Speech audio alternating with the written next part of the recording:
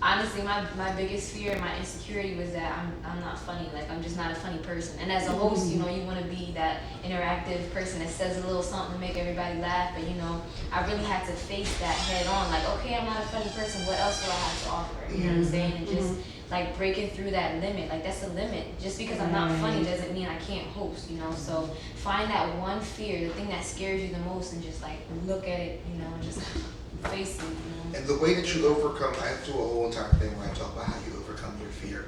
And I'm not going to talk about the 3 fears, right? But the way that you overcome any fear is I say, I stay away from fearless people. And when I say fearless people, I say fearless people are the ones that will run into the fire, and those people at the end of the war movie, and they're the only one left standing, left over. And I look at the cast, I said, nobody's living in that story. And he came out beat up, bruised, and jacked up. I don't want to be that guy.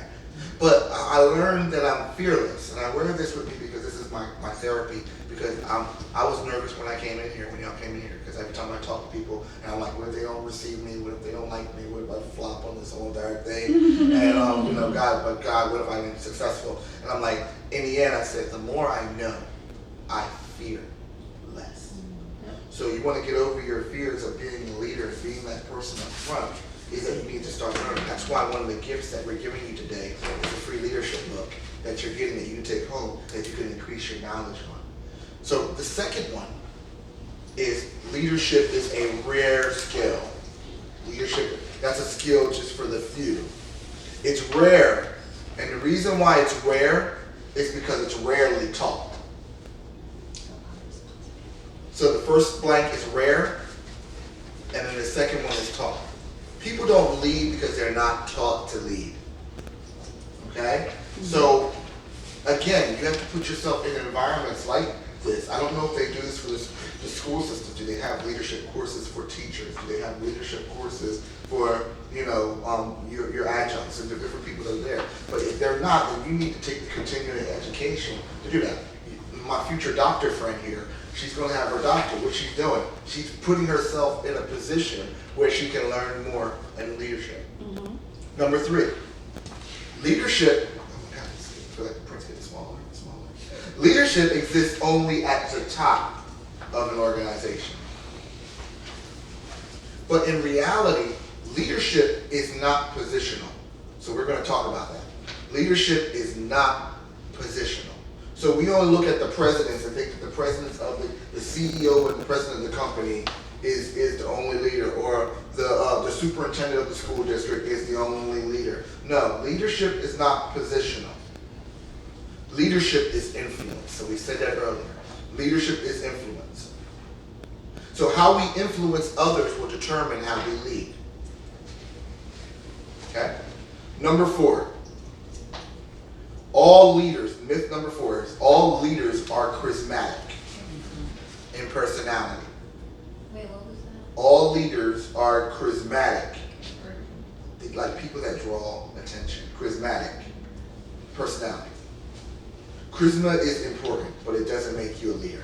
So, you know, what's a good example of the person? Oh, that guy's the life of the party. He always makes me laugh. Like, I didn't realize like I was funny until people started laughing at me while I'm talking. But if you actually thought I was funny, like I didn't think I was funny. I didn't think I was humorous. I didn't think I was that person. But my best friend in the world right now, if he goes into a room and he can just bring all the attention to him. Like, he'd be the person everybody would be going and getting the name. And I was the guy who was like the wallflower dude in the lab. And it's real easy to defer my leadership ability to him. Why? Because I feel like people are attracted to him. But no, I'm just as much of a leader as he is. So you have to get over that myth, that personality of that it's good to have that skill. It's good to be there. But the charisma mindset, someone who's about that charisma environment, it's always about making it about them. Where a leader talks about how I can help the people. So a person who has charisma but no leadership is making it all about them. You hear me, myself, I'm the best. This is the best thing that I've ever done, ever. They may have a charisma to them, but they might not be considered a leader. Or the other person who's quiet and laid back will go and say, hey, and I'll go and give her a glass of water because I see she's thirsty. And I just displayed leadership there, more than the person that was charismatic. That is, balance is a big word, yin yang, balance, all those things. That's where I'm at in this stage of my life. I remember Chris one day on the phone was like, yeah, something about, yeah, you're just quiet. And I bust out laughing to myself because if my family heard it or just hearing him say that to me was hilarious because they're like, that her quiet? But I purposely became quiet because I wanted to look at everything around me and not be that center of attention and having to have all the light on me because that's what's needed. Like you made such a major point, like you have to look at that person in the back of the room, you know, or that person who feels forgotten about, you know, like this is where I'm like learning to just be still and hear everything that's going on around. Yeah, instead of constantly always being the one talking all the time. So yeah, it's a heavy balance to that. Anybody else? I'll open up. No, I agree with what she's saying. I mean, that's something I kind of dealt with in my life. I just feel like, and even what you spoke about in terms of like dimming your light down, I had to kind of find that balance within myself because I would be in situations where people like, Rashawn, you're not saying it. Like, you know, give. I was just like, I don't want to always be the person because I feel it's like, you know, you think people say, oh, like you said, oh, you're trying to be the center of attention, this and that. And a lot of times it's just your heart, your spirit that you want to give. And like I had a person one time tell me, it's like, you know, the reason I don't like you is because you're trying to help people that want your help. And I couldn't understand when a person told me, I was like, that made no sense. But then when I thought about it, I was like, that is me. Like I'm the type of person I would literally almost get into physical altercations with people I love because I thought or I knew that they weren't doing sometimes what they told me they wanted to do. So I was like you say, beat that horse girl, I'm like dumping that head and like, drink the water. And it's like, no, I don't want that. And it's like, I would get into like, I'm like, wow, you said you were thirsty, drink the water. Like, it's just like, I don't want it. Like, you know, so I had to be good with like, okay, I brought them here. If they don't drink it, like, cool, you know what I mean? I can't force you to do it, but it's just like, you're like, damn, another person I see you're thirsty, like I see you just starve and eat, but it's like, the person don't want to eat right now, so just don't let the person eat. And I just felt like that balance is really important in life because, you know, I myself was like, I started finding myself like not saying much. I'm just like, this is not me. I'm like being not who I am, you know what I mean? So I think that balance is definitely important. Right, and you learn sometimes sometimes people can't handle the brightness. You still have control over the switch as we talked about the dimmer. I'm not saying that you have to always be shining at 10, but you gotta learn sometimes when to turn it down. But where I don't want you to get your mind and get your heart is that you're so used to dimming down that you never shine bright. So you have to be able to balance that and be able to go because again, being a leader, we naturally have the ability to empower people to go to the next level. But one of the things about empowering people is a lot of people don't want to be empowered. They want to have things, but they don't want to they really don't want to do what it takes to get there. That's why you don't you don't lower the standard. You make the ones that are hungry for it step up to the standard so that you can lift your hand down and bring that person up. It is dangerous to bring your hand down to someone who wants to stay down because what's going to happen is they're going to pull you down. Exactly. But someone who wants a hand up and you're going to lift them up, you're bringing them and they're cooperating with you so you can bring them to the next level. Go ahead. How do you adapt? Because if you come from an environment, like I'm from New York, everyone's very forward. So I'm going to tell you if this is how I feel. I'm going to tell you. Whereas, no offense to Camden, I don't love Camden. But a lot of times I think because we're so tight, you can't have what they call real beef. So you have to, it's almost like they say the difference between your friend and your enemy. It's almost like, you know this person just did all this, but you have to stay patient and you can't even be forward because if you're forward, it's almost like you ruined the whole party. Like you're just being honest because you want to be truthful. And then how do you do that when the room is filled with, I'm not saying you gotta dumb yourself down, but. Okay, just two things. Relationship is key. Right. Because you can't take someone somewhere and there's no relationship. I'll give you an example and I'll leave the names out for the guilty. I remember coming to part of an organization. I was with her, so I can say she knows what I'm talking about. Oh, But the man was doing business, but it wasn't business at the level that I think he was able to be at. And a lot of things that he was doing I thought were ghetto. And then we were going in rooms where there were great people in the rooms, and he was still acting at this level. So I was like, yo man, you want to get in these rooms, you need to be able to do this, do this. What was missing in the relationship was a relationship. What was missing in the relationship was a relationship that made him know that, brother, I'm not here to tear you down. I'm here because I see you at a greater level. But because we didn't have relationship, he took it at a different point, was like I was being disrespectful. And I was being like, who are you to tell me what this doing? I'm doing this. Don't you see the work that I'm doing already? And I'm like, my heart was like, yo man, I want to see you grow. But he took it as a rebuke rather than a encouragement hand up, and it almost destroyed the relationship to the point that I laid off. And because I learned this when you're dealing with blended families. Anybody dealing with blended families? I had to deal with blended families. Okay, so but in my marriage, my wife had young kids, and I didn't have any kids. So here I am coming in, and I'm used to being fatherhood. What's it coming in? I'm thinking it's going to be, hey, we're going to hit this road, we're going to go, we're going to move, we're going to be the Hampton family. Not the Hampton McCall, not the Hampton Candy. No, we're going to be the Hampton family. So I'm going to drive behind, I'm going to ride here, I'm going to do this, I'm going to do that. Get on the boat. Get on the bus. And I didn't establish proper relationship with the children. So our marriage broke up for that. Our marriage went into a dump for that. And then we went into constant strife during the relationship. And then during the teens where they needed me the most, they couldn't access me the way they could because we were always at odds. So where there's no relationship, there will be rebellion. Okay? That's a right me tool because that's not in there. So when you don't have relationship, there we go. Now, there's a difference between, it's not a no. There's a difference between relationship and friendship. I need to have a strong, good, positive relationship, but I don't have to be your friend to be your leader. Because what happens is familiarity breeds contempt.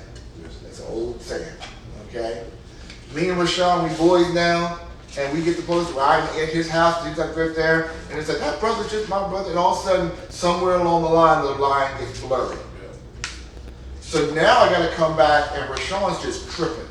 And now I gotta actually deal with him and get him back on course. And now he can't take me because he knows in my family, he knows what goes on behind my doors. He knows my weaknesses to everything, and he can't separate the friend from the leader. Somebody said that to me one time before. The first time it was ever said to me, I kind of looked at the person kind of where they said that to me. It's like, you know, you became too familiar with me. I'm like, you became too familiar with you. And when I started to think about it, like I kind of had it. We kind of did become too familiar with each other, and then when I put it into other contexts, I just look in my own life. Even now, certain things I go through, I tell certain people, most people won't even ask me certain questions because I haven't made our relationship that familiar or that, you know, comfortable where you could ask me that. I kind of keep those lines separated at all times where, okay, like you said, I can be a leader, not your friend. We're here on a different capacity, so don't mix the other capacity, you know, that you know me in. So I tried to, you know, use that in my own life, trying to not let certain people in my life. One of my friends said, you compartmentalize your life really, really good. And I do that. Like, I don't let certain people in certain places that I don't want you in. You know, if I use you for this, and that sounds kind of, use a person, we're all used. So I got off that word, I use people all the time. I get used all the time as well, too. I feel it's just your intention behind using a person when you're using that person. So, food, good. Well, the hot food is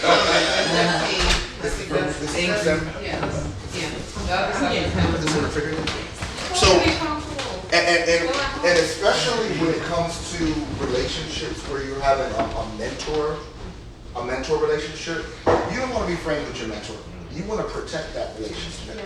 Because when you get to the point that you don't, because you get to a point where you're too friendly with your mentor, that you don't receive the same with that person. You don't take them seriously. You don't take them as seriously anymore. So there's always a level. Like one of my greatest mentors in my life is my bishop. So I have a good relationship with my bishop. I'm over his house for Christmas. I ain't over his house for Thanksgiving. I'm not over there or things like that. I'm not in his world like that. But we have a very strong relationship, and he has the freedom to speak into my life and correct me and jack me up. But you can get to the point where you've been like that part where I would do myself harm for my destiny and my future to take him out of pocket and try to be a friend with him.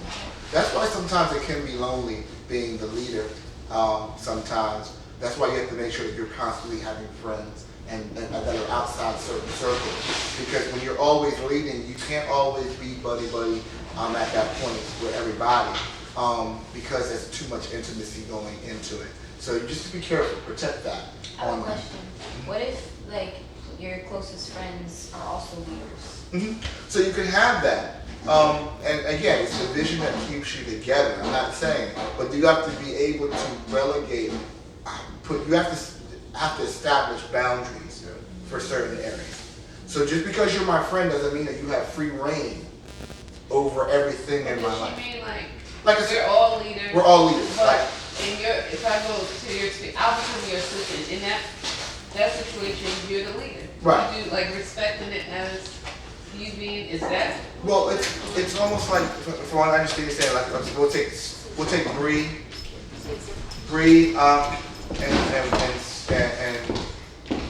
and T. They're all in the room. They're all leaders, right? Is that a better understanding? Yeah. So they're all peers, but they all have responsibilities and leaders. When it comes to T moving in a leadership position, I'll give you an example. T is now mentoring. So now she's mentoring and training other hosts. That's the reason why we're doing this meeting, so I can teach you how to do that. So now Alcara's stepping up to be on the same stage as Bree. But who did I say the leader was? Her. Even though they're both in front of people, she has the responsibility of making sure that the atmosphere of that whole entire event is right. Now, because Ankh is her friend, not saying that they would press that button, but because Ankh is her friend, Ankh can be like, okay, I'm going to take over the whole stage. I'm going to do what I need to do. Whose job is it to correct Ankh in that position? Her. So what has to happen is we have to create borders in how we're building that relationship. Otherwise, if she continues to do that, it can become a situation where it can be uncontrollable. You also, I think, too, have to identify people's roles. Get that out the way first. And I think in a situation like that, I was looking at one time Jay-Z's best friend that designs these hats here, Emery Jones, and he talked about, they asked Emery, because he's the creative mind behind this concept, so forth and so on. He talked about, because he went to jail for like 12 years for Jay-Z or whatever, pretty much they kind of doing something together. He got called, took the charge. But he basically said, like, when I came home, I didn't expect anything from Jay, like, as no money, no nothing, whatever. I did what I did simply because that, that was my friend, so forth and so on. They said, well, you're a boss, you own my, how does that work with y'all? It's like, listen, I'm a boss, Tata a boss, all of us as friends that came with you, we're all bosses, but we clearly know that Jay is the head boss, period. Like, there's no questions about it. I'm good in my role, in my space. We all are bosses, but we all respect the fact that he's the vessel that makes all of what we're doing possible. So, you have that role clearly identified. And I think when you have a team like that, it works so much better. Because I've had, one of my cousins, my older cousins like that, he always tells me, like, because I don't want that role. Like, I want you to be that role. And it's like, to have people around you that know their roles and y'all can play together, it makes the team stronger. And we have to make it clear. Sometimes I've been in situations where it wasn't clear. Yeah. Like, where I usually do is when, and it's how I became program director, but when there's a hole, I can't stand holes in leadership. So I'll wait until someone steps up. If nobody steps up, I'll step up because you need leadership. Okay, but that was a constant. That was the same situation here. I had Taquan and her, and they both had two different roles of what was going on. But when I looked at the leadership, I was like, okay, I'm cool with both of y'all, but who's the visionary? When I found out it was her vision, I said, what is the vision? And I had to establish boundaries. And I said, I'm only here to make sure that that vision goes forward. And therefore, everybody who's under me now has that same mindset because we were able to create a board. So I'm not saying that a leader can't be friendly, but we gotta watch the level of intimacy that we cross when we do certain things there. And then make sure that the boundaries are there, because what happens is one of the worst things that you can have happen is disunity amongst the team, because that will kill it from the inside out. And that's how most companies and most organizations fall. It falls from it's not from the outside, because when everybody attacks, we can stand together. But when we're jacked up from the inside, we start eating ourselves up from the inside, and then now we're out. So we need to be able to say, for the sake of the vision, we protect these roles are here to protect these boundaries, and these boundaries are there to protect us.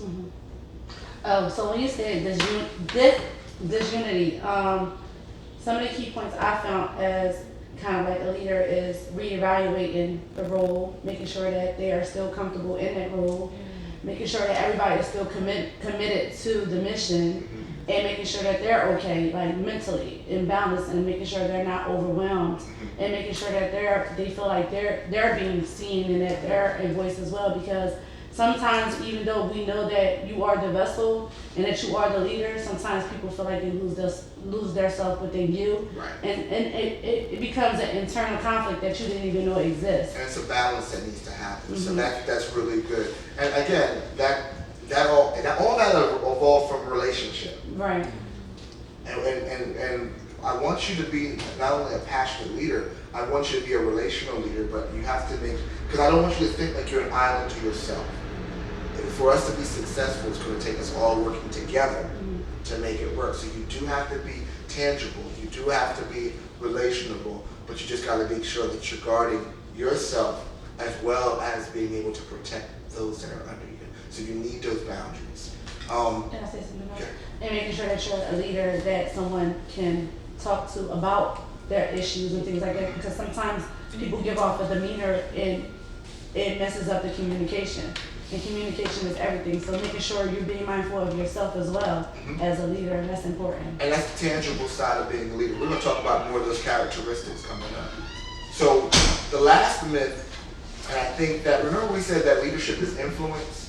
It almost makes you think that influence was manipulative because you're getting someone to do something that they weren't originally thinking of doing. So I come from a sales mindset, so I do that too. So I understand that there's a difference between motivation and manipulation. And that's why I say that leaders, the myth number 5 is leaders controlled by manipulation. That's the myth. Manipulation? Myth. So the leader controls by manipulation.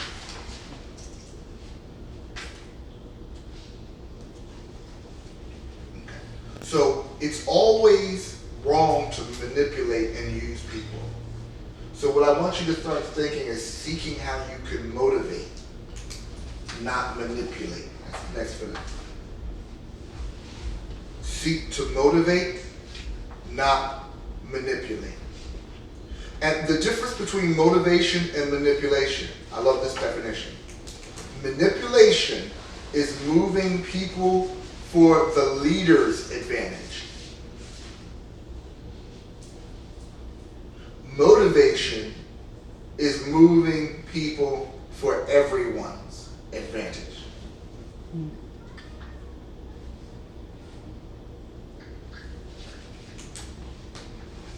I'm going to get point number 3, and then we're going to take a break. So this is important. If you're going to be a leader, it's going to cost you something. Okay? It's going to cost you something. There's a price to pay for stepping up. Yeah. There's a personal change. So the first one is personal change. You can no longer afford to be late. You can no longer. We won't get this. No, I'm gonna tell you. Like I said, you can no longer afford to be late. The reason why you show up at Good Vibes, our leaders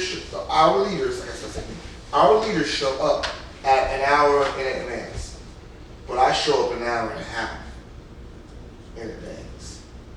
So I lose a level of comfort because that extra half an hour I could have done something else. Okay? But I purposely show up an hour and a half in advance. Why? Because I can't expect them to do something that I'm not willing to do. So I have to change my habits so that I can become a better example of the leaders that I want to see. Number 2. Before you go there, just real quick, do you think that's why we have a problem kind of translating to the community, like with all the stuff that's happened recently? Like we're telling the young people to stop doing X, Y, Z, but a lot of us are still doing it. Mm-hmm. So it's kind of like, how do you, let me tell you this real quick story. So I'm on this thing where I know I have to lose weight, I gotta do all this stuff, right? And I go to church and this woman starts telling me, what you need to do, now all I'm staring at is the fact that she's twice as big as me. And I'm like, I can't even take what you're saying seriously because you're doing what I'm doing, times 2. You know, and it's like when we as leaders are still dibbling, dabbling, selling drugs, but we got the professional job. These kids are not stupid. Well, that's the character. Yeah, that's the character. It's kind of like you said, the level of comfort. Like sometimes we have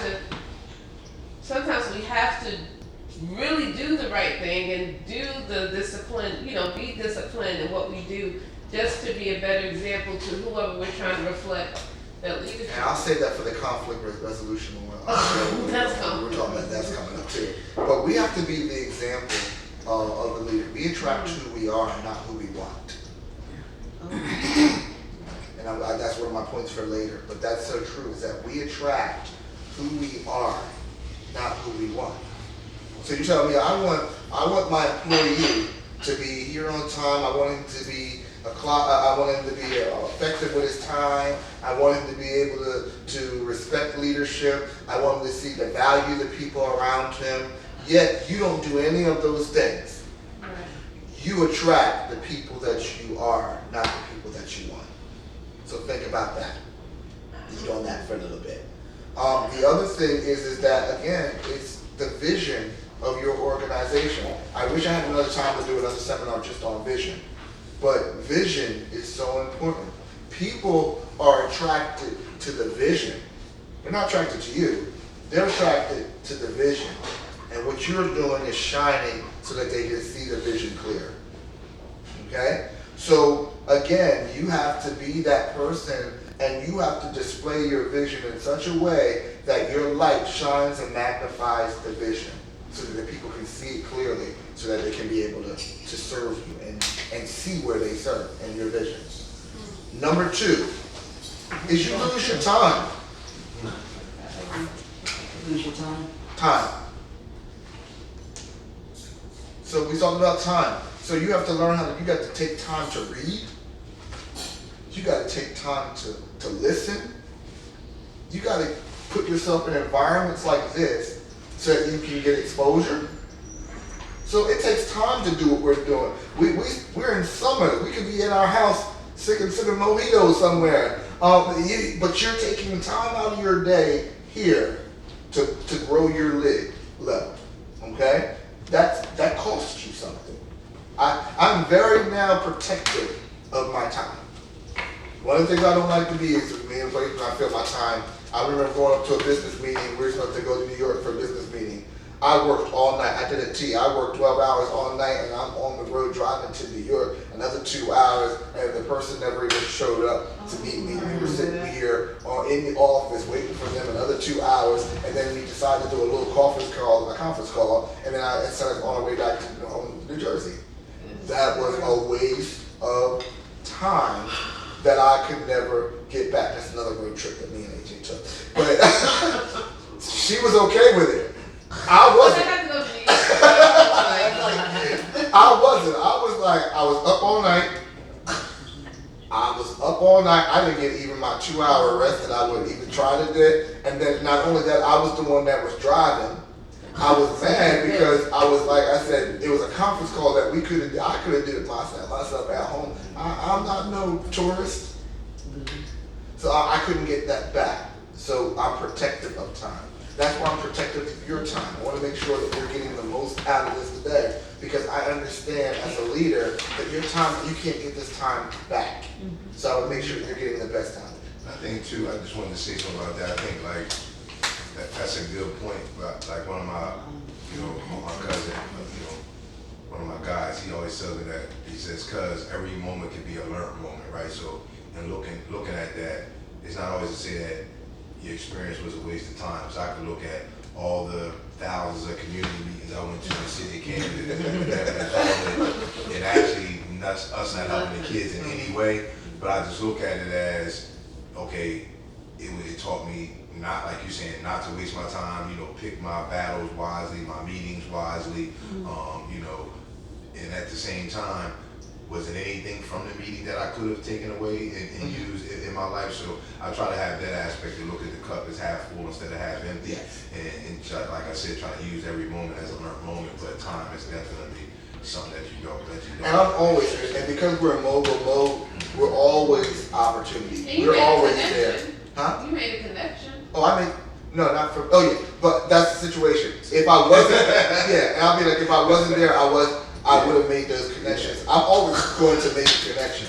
But when I get mad when people waste my time. So that's a totally different thing. I'm always going to look for an opportunity. Even from this room today, there's opportunities that we have that we can do when we meet together. So, but when I have people that waste my time and they don't value your time, that's a different thing. Because you can't force someone else to be where you're at. So that's why I make my connections a little bit different. Number 3 is dollars. Who?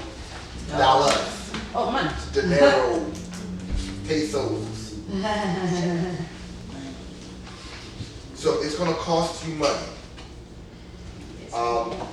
Going to events, doing things like this, it's going to cost you money. But this is money that you're getting back. You're sowing into yourself. Yeah. You're sowing into your development. So this is going to cost you money in the area that you're going to be able to grow yourself. But you may have to go to a retreat like this where you pay for it. Thank you. This is a free one. This is a good one. But there's retreats out there that you might have to pay something. Put that into your budget that you're able to grow as a leader, because it will give back to you tremendously. The number 4, friendships. It's going to cost you some friendships to be a leader. Okay? People may not want to go with you to the next level. And one of the hardest decisions to do is to move forward when your squad wants to remain comfortable. Okay? Some of you have to leave some friends behind, and they may be cool friends, but they're not on the same journey as you. So your life is not to build accumulations of friends. Your life is, what the thing, you said something about death. What bothers me about death is that I almost had a heart attack. They said I had a heart attack because I was working 3 jobs. And I wasn't living on purpose. And what frustrated me was not that they said I had a heart attack. It was that I did not accomplish the vision for my life. And it was not that I was almost dying, but I didn't do the vision. What me being able to die is knowing that I lived the vision, and I made the opinion that CHAMPIAM is a reality, and I impacted the world, and I've helped people do that. That's what makes me. So when I have that, there's people who were with me that are not with me anymore. That I had to move forward. Their family members had to shut out because their language towards me was, "Who do you think you are? You're not Les Brown. You're not Anthony Robbins. You're not all that." But eventually, they were one of us. They had to start at the same level that I did. So I had to put myself in a community of people who were like-minded, that are about something. I have grown so much just being a part of Good Vibes that I never would have thought that I would ever be, because I found a community of people that wanted to grow. Just being in a community of people that wanted to grow sacrificed against people that wanted mediocrity. And now I've grown so much and had more opportunities because of that. ahead. So what do you do if you're trying to grow and you're in a position where you have a leader that is not a leader? That's great. That's a good one. Write this book down. It's called John Maxwell's. It's called 360-Degree Leader. And that was the first myth that we talked about, was thinking that myth number 3 is that you don't think you can lead because someone else is leading. But you can lead in any position, because leadership is a skill. You don't have to be the boss to have influence. Does that make sense? You don't have to be in charge to have influence. There are people that don't have a title in their name, but they flow, and they when it comes to the organization, it seems that they have influence to make sure that they can move the direction of that boat, of where that company is going. So what I'm saying to you is still be the best leader where you are. Still shine and stuff. You're not shining to overpower them. You're not shining with the mindset to be better than them. You're saying, I'm here to make this ship better. Am I the head of Good Vibes? No. Am I the head of Camden Renaissance Leader? No. But am I leading? Yeah. Do I have influence? Yes. Do I have to overpower her to get my influence done? No. I've been more effective where I am without having the title of CEO or head of the board or all those titles, but I still have just as much influence on the direction of where Good Vibes goes. And I think that's a very delicate and I think a skill that you have to develop over time, especially if you're not in that leadership position, because I don't know if any of you read it, but like the 48 Laws of Power, by Robert Greene, is the number one rule in the rule of 48 Laws of Power: never outshine a master, right? And it talked about, it gives you examples in the book of things throughout history where it happened. It was King Louis XIV. He actually killed his ambassador, his right-hand man, because the ambassador actually was throwing a festival to honor King Louis XIV.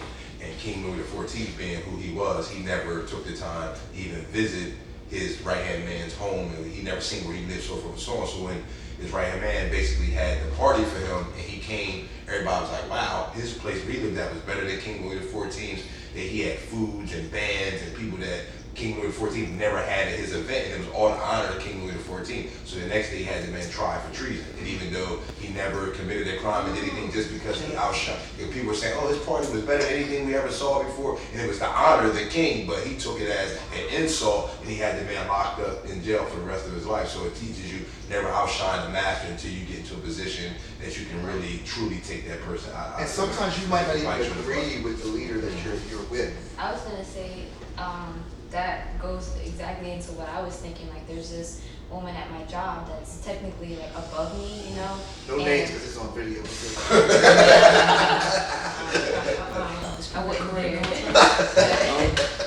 And ever since the beginning, I've seen that one of a power struggle, you know. I don't have a position at my job. I'm not technically a lead or a supervisor, but because I am who I am, people tend to gravitate towards me for that leadership, and there's always that she's always watching and just trying to assert her power and just tell me what to do. And I really had to learn humility, because it could